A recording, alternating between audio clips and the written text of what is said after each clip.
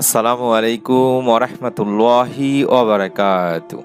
আলহামদুলিল্লাহ, আজ আমি আপনাদের সঙ্গে একটি গুরুত্বপূর্ণ ছোট্ট ভিডিও নিয়ে আলোচনা করব। আমরা গত শুক্রবার আসরের নামাজের পরে এই ছোট্ট একটি দোয়া মাত্র ৩ বার পড়েছিলাম। আল্লাহ তাআলার অশেষ মেহেরবানিতে আল্লাহ তাআলা আমাদের সমস্ত প্রকার ঋণ থেকে মুক্তির ব্যবস্থা করে দিয়েছেন।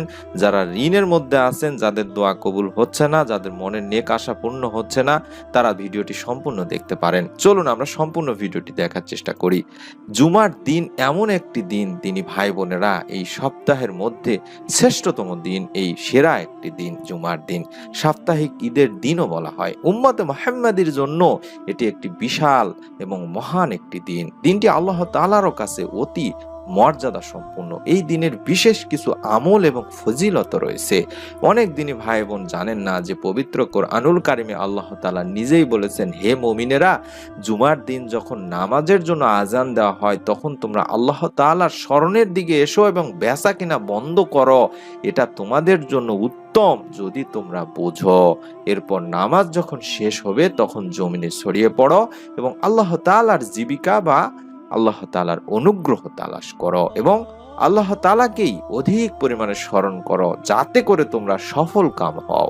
সূরা জুমআ ৯ থেকে ১০ নম্বর আয়াতে বলা হয়েছে, এই পবিত্র জুমার দিন আসরের নামাজের পরে দোয়া কবুল হয়। কম বেশি আমরা সকলেই জানি। যারা আমার এই চ্যানেলের দিনী আমল চ্যানেলের ভিডিওগুলো নিয়মিত দেখেন, তারা সকলেই জানেন যে আসরের পরে দোয়া কবুল হওয়ার বিষয়ে আমরা অনেক ভিডিও দিছি। ভবিষ্যতেও ইনশাআল্লাহ আল্লাহ তাআলা যদি নেক হায়াত দান করেন আরো সুন্দর ভিডিও দিব। তাই ভিডিওটি অবশ্যই সম্পূর্ণ দেখতে থাকুন। আসরের পর বলতে অনেক দিনই ভাই বোন বুঝতে পারেন না। আসরের পর মানে আসরের শেষ সময় দোয়া কবুল হয়, এরকম হাদিস একটি রয়েছে। অর্থাৎ সূর্য ডোবার আগ মুহূর্তকে বোঝানো হয়েছে। হাদিসটি জাবের ইবনে আব্দুল্লাহ রাদিয়াল্লাহু তাআলা আনহু থেকে বর্ণিত হয়েছে। আল্লাহর রাসূল সাল্লাল্লাহু আলাইহি সাল্লাম সেখানে বলেছেন যে জুমার দিনের ১২ ঘন্টার মধ্যে এমন একটি মুহূর্ত বা সময় রয়েছে, যদি কোনো মুসলিম ওই সময়ে আল্লাহ তাআলার কাছে কিছু প্রার্থনা করে, অর্থাৎ কিছু চায়, তাহলে আল্লাহ তাআলা মহা সর্বশক্তিমান আল্লাহ তাআলা তাকে তার দানই করে থাকেন। আর সেই মুহূর্তটি তোমরা আসরের শেষ সময়ের দিকে অনুসন্ধান করো। আবু দাউদ হাদিস নম্বর 1048 বলা হয়েছে। আরো একটু স্পষ্ট ভাবে যদি বলা হয় তাহলে আনাস ইবনে মালিক রাদিয়াল্লাহু তাআলা আনহু এর হাদিসটি আপনাদের সামনে তুলে ধরছি।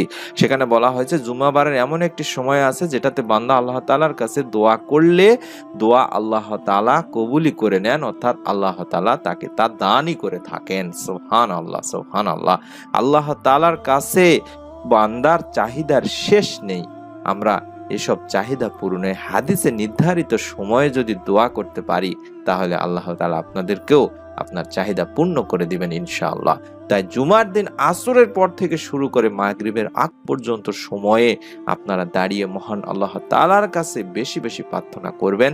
কাঙ্ক্ষিত আপনার যে চাহিদাগুলো আছে সেগুলো সবিনয়ে আল্লাহ তাআলার কাছে তুলে ধরবেন। হাদিসের উপর আমল করাই হচ্ছে আমাদের মুমিন মুসলমানের একান্ত কর্তব্য। এই হাদিসটির বিশুদ্ধতা এবং বিশুদ্ধ বর্ণনায় এটি সুস্পষ্ট হয় যে আসর থেকে শুরু করে সূর্য ডোবা পর্যন্ত, অর্থাৎ মাগরিবের আগ পর্যন্ত বা মাগরিব পর্যন্ত সময়ে আল্লাহ তাআলার কাছে যে দোয়াই করা হয় না কেন আল্লাহ তাআলা তা কবুল করে নেন। সুবহানাল্লাহ, সুবহানাল্লাহ।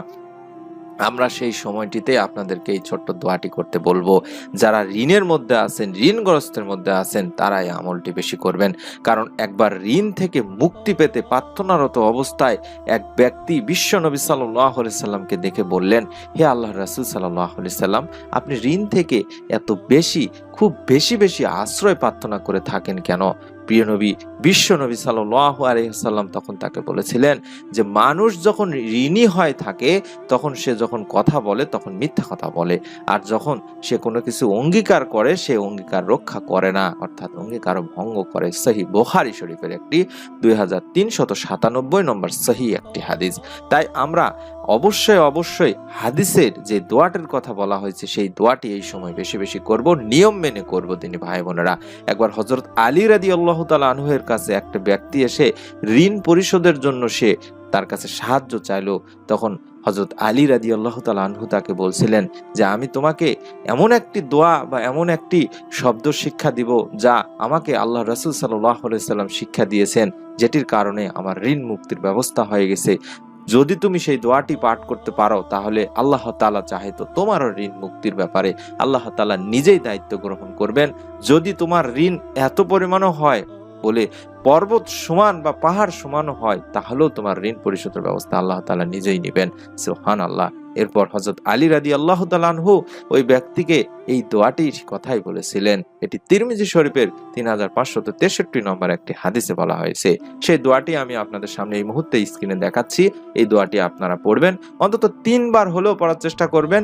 কোন সময় কিভাবে কি নিয়মে পড়বেন সেটি আমি ভিডিও শেষে বলে দেব। দোয়াটি আপনারা আগে শিখে নিন।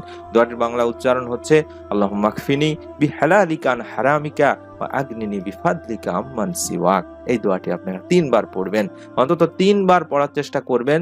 দরুদ শরীফ, তওবা, ইস্তেগফার এবং অবশ্যই আমি যে নিয়মে বলবো সেই নিয়মে আপনারা পড়বেন। এই দোয়ার বাংলা অর্থই হচ্ছে, হে আল্লাহ, হারামের পরিবর্তে তোমার হালাল রুজি আমার জন্য যথেষ্ট করে দাও, আর তোমাকে ছাড়া আমাকে কারোর মুখাপেক্ষী করো না, এবং স্বীয় বা নিজ অনুগ্রহ দ্বারা আমাকে সচ্ছলতা বা সম্পদ দান করো। সুবহানাল্লাহ। অত্যন্ত গুরুত্বপূর্ণ একটি দোয়া, অত্যন্ত পাওয়ারফুল একটি দোয়া তিনি ভাই বোনেরা। আপনারা যেভাবে আমলটি করবেন, আপনারা প্রথমেই আসরের নামাজ পড়বেন। আসর থেকে শুরু করে মাগরিবের এই মুহূর্তটি বেশি বেশি দরুদ শরীফ পড়বেন। অন্তত 100 বার দরুদ শরীফ পড়ার কথা আমি বলবো। দরুদ ইব্রাহিম পড়তে পারেন অথবা সাল্লাল্লাহু আলাইহি ওয়াসাল্লাম 100 বার গুনে গুনে পড়বেন। তারপরে 100 বার আস্তাগফিরুল্লাহ আস্তাগফিরুল্লাহ আস্তাগফিরুল্লাহ এরকম পড়বেন। তারপরে আপনি এই দোয়াটি অন্তত মাত্র 3 বার হলেও পড়বেন। বেশিও পড়তে পারেন, অন্তত 3 বার আমি পড়ার চেষ্টা করবেন। আমার দিনী ভাই বোনদের সকলকেই বলতেছি, বেশি সময় লাগার কথা না ইনশাআল্লাহ। 3 বার পড়ার পরে আবারও আপনি শেষে দরুদ শরীফ অন্তত 100 বার পড়ার চেষ্টা করবেন, তওবা ইস্তেগফার করবেন। তারপরে আপনি অবশ্যই 2 হাত তুলে আল্লাহ তাআলার কাছে কেঁদে কেঁদে আপনার সমস্যার কথা বলবেন। দোয়া করার শুরুতে আল্লাহ তাআলার প্রশংসা দিয়ে শুরু করবেন। তারপরে আল্লাহ তাআলার সুন্দর সুন্দর নামের জিকিরের কথাগুলো আপনি বলবেন। ইয়া রহমান, ইয়া রাহিম, ইয়া জাল জালালি ওয়াল ইকরাম, এগুলো প্রথমে দোয়ার রাখতে হয়। এগুলো রাখার পরে মানে আল্লাহ তাআলার প্রশংসা করতে হয়। তারপরে আপনি আপনার সমস্যার কথা বলবেন। ইনশাআল্লাহ শেষে যায় দেখবেন আল্লাহ তাআলা আপনার দোয়া কবুল করবেন। আমি অনুরোধ করছি, যারা আমলটি এই নিয়মে করবেন তারা সকলেই ভিডিওটিতে অবশ্যই একটি করে লাইক দিবেন, চ্যানেলটি সাবস্ক্রাইব করে বেল বাটনটি অবশ্যই অন করে দিবেন। আমরা বুঝতে পারবো যে এতজন দিনী ভাই বোন আমলটি করছেন অন্তত লাইকের সংখ্যা দেখে। অনুরোধ করব ভিডিওটি আপনার নিকট আত্মীয় স্বজন যারা আছে তাদেরকেও আমলটি করার কথা বলার জন্য, শেয়ার করে দেওয়ার জন্য। পরবর্তী নতুন আমলের ভিডিও ইনশাআল্লাহ আপনার কাছে পৌঁছে যাবে। মহান আল্লাহ আমাদের দোয়া কবুল করুন, আমিন। সকলে ভালো থাকুন, সুস্থ থাকুন। আসসালামু আলাইকুম ওয়া রাহমাতুল্লাহি ওয়া বারাকাতুহু।